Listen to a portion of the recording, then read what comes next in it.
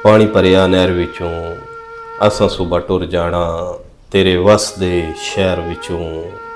बेड़ी नहर विच तरदी ए पानी दियां ठल्लां आईयां, जिंद रब रब करदी ए। नाला एक ते चलदी ए बेड़ी, पंजाब दे सफरी विरसे दी निशानी ए। मकामी लोकां वास्ते सफरी सहूलत दा जरिया भी है। बेड़ी नूं चलाउण वाले मलाह दी रोजी रोटी इहदे नाल वाबस्ता है। रिज़क देण वाली रब दी जात है। रिज़क दी वंड रब सच्चे दे हत्थ है।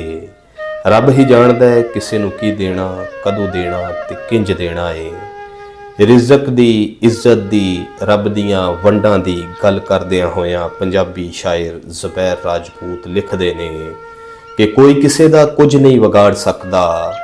इज्जत जिल्लत रब रहमान दे हथ, तीली लाना कम है हासदां दा, हथ जिन्ना दिते शैतान दे हथ। गर्ज हातर जोग के मिलन जेड़े, हुंदे मकर फरेब ते जाल फसाण दे हथ।